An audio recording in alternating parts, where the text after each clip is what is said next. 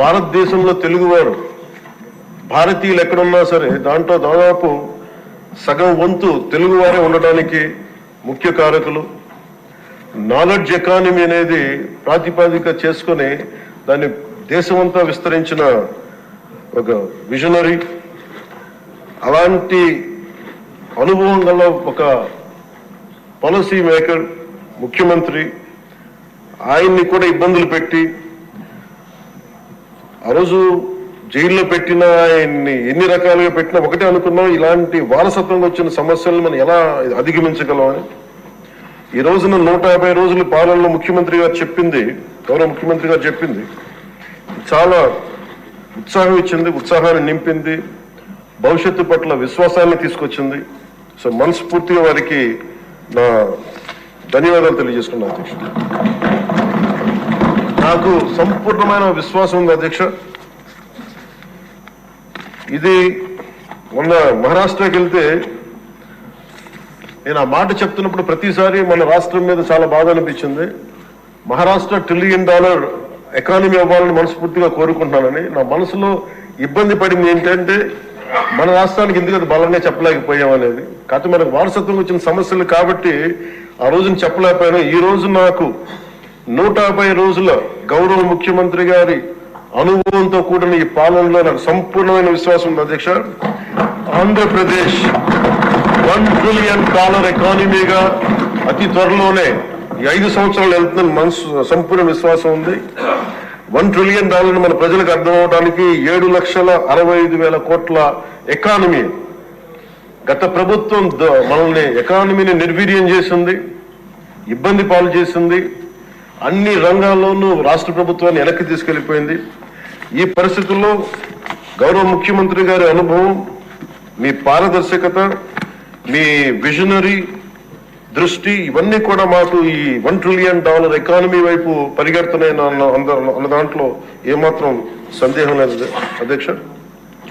అలాగే మన గత ప్రభుత్వం చివరికి పాస్బుక్లో కూడా గత ముఖ్యమంత్రి గారి ఫోటోలు పెట్టుకోవడం, అలాగే ఏ పథకాలకైనా సరే కేవలం వారిది పెట్టుకోవడం చాలా ఇబ్బంది కలిగజేసింది అధ్యక్ష. ముఖ్యంగా ముఖ్యమంత్రి గారు వచ్చి, గౌరవ ముఖ్యమంత్రి గారు వచ్చి ఎప్పుడు కూడా ఎవరికి కూడా గుర్తింపు లేనివి, ఆలోచించనివి కూడా వాళ్ళని ముందుకు తీసుకొచ్చి వాళ్ళ ముఖ్యంగా నేను చెప్తుంది, మొన్న చాలాసార్లు కొన్ని సందర్భాల్లో ముఖ్యమంత్రి గారి దృష్టికి తీసుకెళ్తే యల్లాప్రగడ సుబ్బారావు గారి గురించి ఎవరికి తెలియదు అధ్యక్ష, చాలా తక్కువ మందికి తెలుసు. వారి పేరుని నేను ఒక మాట ప్రస్తావించగానే ఆయన దృష్టికి తీసుకురాగానే ఆయనకి పేరు పెట్టడం ఆయన దార్శనికతకి చాలా అర్థం పడుతుంది అధ్యక్ష. ఎందుకంటే ఎవరెవరి పేర్లు నిన్న కాక మొన్న వచ్చిన వ్యక్తి పాస్బుక్లకి పేర్లు ఆయన ఫోటోలు వేసుకునే దాన్ని నిజంగా దేశం కోసం ప్రజల కోసం కాంట్రిబ్యూట్ చేసిన వ్యక్తికి అది గుర్తించడం అనేది మనస్ఫూర్తిగా ముఖ్యమంత్రి గారికి నా ధన్యవాదాలు తెలియజేసుకున్నాను అధ్యక్ష. అలాగే సభలో ఎంతమందికి తెలుసో తెలియదు కానీ పొట్టి శ్రీరాములు గారి నిజమైన బలిదానాన్ని డిసెంబర్లో ఆయన బలిదానం ఉంటుంది, ఆయన చనిపోయారు మన కోసం. దాన్ని రాష్ట్ర ప్రభుత్వం అధికార దినంగా దాన్ని జరుపుకోవాలని చెప్పి ముఖ్యమంత్రి గారు మా దృష్టికి తీసుకొచ్చారు. దానికి కూడా వారికి సంపూర్ణ కృతజ్ఞతలు తెలియజేస్తున్నాను. ఈ రాష్ట్రం ఎవరి బలిదానం మీద అయితే ఆధారపడి ఉందో, ఎవరి బలిదానం మీద ఈ రాష్ట్రం వచ్చిందో, అనేక లింగ్విస్టిక్ స్టేట్స్ ఎవరు బలిదానం మీద ఆధారపడి వచ్చిందో ఆ వ్యక్తిని రాష్ట్రం నిజంగా గుర్తించుకోలేదు. మొట్టమొదటిసారిగా దాన్ని గౌరవ ముఖ్యమంత్రి గారు దాన్ని ముందుకు తీసుకొచ్చి గుర్తించే పరిస్థితిని తీసుకురావడం మనస్ఫూర్తిగా వారికి నా అభినందనలు తెలియజేస్తున్నాను అధ్యక్ష. అలాగే కన్యకా పరమేశ్వరి ఈ ఆవిడ బలిదినాన్ని కూడా అధికార దినోత్సవంగా జరుపుకోవటం నిజంగా వారికి మనస్ఫూర్తిగా నా ధన్యవాదాలు తెలియజేస్తాను అధ్యక్ష. గత కాలంలో ఫస్ట్కి సార్ నేను ఒక ప్రభుత్వ ఉద్యోగి కొడుకున్న అధ్యక్ష. మాకు ఏదైనా సరే నెల మొదటి రోజున ఉద్యోగాలు మనకి జీతాలు వస్తాయనేది మాకు చిన్నప్పటి నుంచి అలవాటు. అలాంటిది గత ప్రభుత్వ కాలంలో ఏనాడు 1వ తారీఖున జీతాలు పడలేదు, 1వ తారీఖున ఏవి పడలేదు. అలాంటిది 1వ తారీఖున ప్రభుత్వ ఉద్యోగులందరికీ టెన్షన్గా ఆ జీతాలు పడటం మనస్ఫూర్తిగా ముఖ్యమంత్రి గారికి అభినందనలు తెలియజేస్తాను.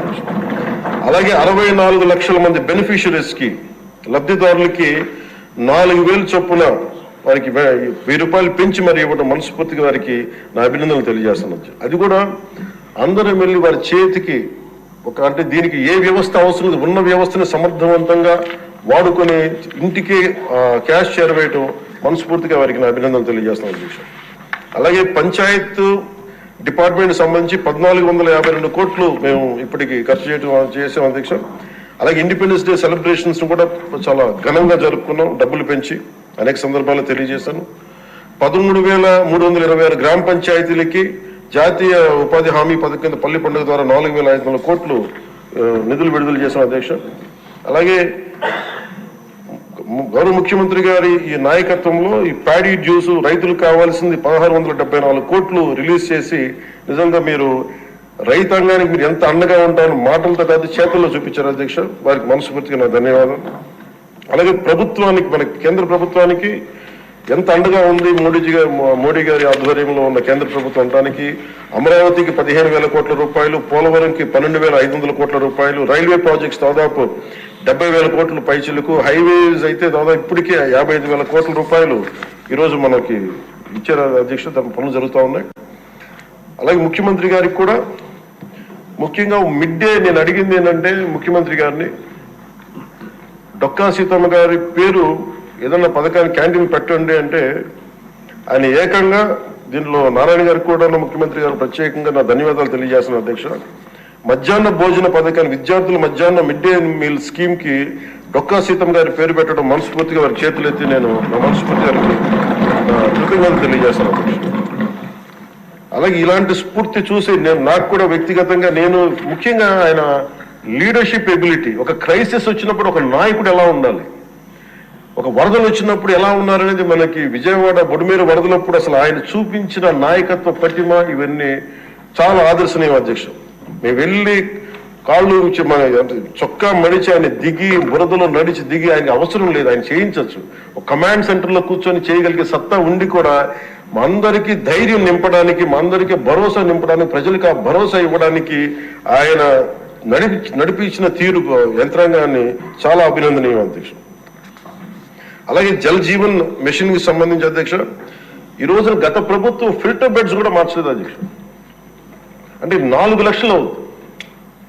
అంటే ప్రతిసారి ప్రతి నెల మొదటి లేయర్ లో మొదటి శాండ్ తీసి అది అసలు కనీసం అది కూడా కనీసం ఫిల్టర్ బెడ్స్ మార్చని కాడికి ఈ రోజు పొద్దున మన అసెంబ్లీలో కూడా మాట్లాడిన గౌరవ సభ్యులు కొంతమంది తీసుకొచ్చింది, కనీసం మనకి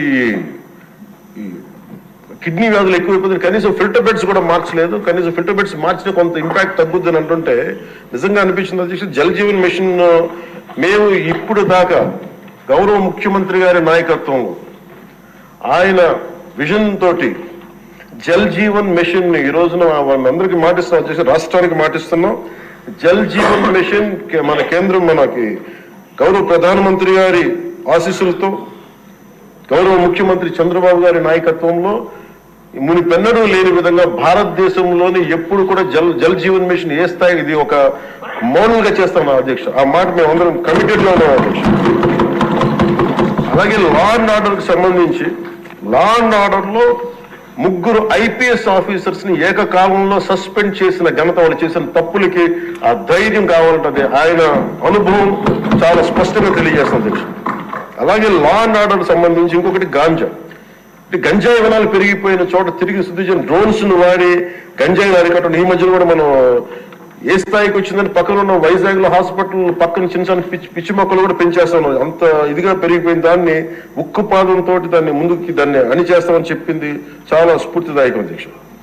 ప్రత్యేకించి సోషల్ మీడియాకి సంబంధించి అసలు ఇంట్లో ఆడబిడ్డలు బయటికి రావాలన్నా కానీ ఊళ్ళల్లో ఈ రోజున ఇక్కడున్న చాలా మంది గౌరవ సభ్యులు కానీ ముఖ్యమంత్రి గాని వీళ్ళందరూ ఎంతో కొంత ఒక ఇన్సులేటెడ్ అధ్యక్ష.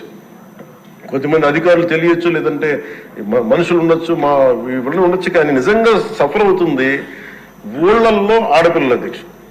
ఈ అలవాటు అయిపోయి, గత ప్రభుత్వం చేసిన అలవాటు అయిపోయి ప్రతి ఒక్కళ్ళు ఒక ముఖ్యమంత్రి స్థాయి వ్యక్తిని బూతులు తిట్టడం, అన్ని తిట్టిన తర్వాత కూడా వాళ్ళకి అలవాటు అయిపోయి ఎవరు తిట్టాలో తెలియక స్థానికంగా ఉన్న ఆడపిల్లల మీద కూడా వీళ్ళు అవాకులు చవాకులు పేలి పచ్చి బూతులు తిడతా ఉంటే ఎవరికి చెప్పుకోలేక వాళ్ళు ఇబ్బంది పడతా ఉంటే బయటికి రాలేకపోతున్నారు. క్రైమ్ మైండ్ సెట్ పెరిగిపోయింది, క్రిమినాలిటీ పెరిగిపోయింది. ఇలాంటి సమయంలో ఆయన ఉక్కుపాదంతో సోషల్ మీడియా యాక్టివిస్టులు అనే పేరు చెప్పుకొని గుండాలకి రౌడీలకి ఆయన తీసుకున్న చర్యలు హోంమంత్రి అనిత గారు తీసుకునే చర్యలు చాలా బలమైన అభినందనలు తెలియజేస్తాను.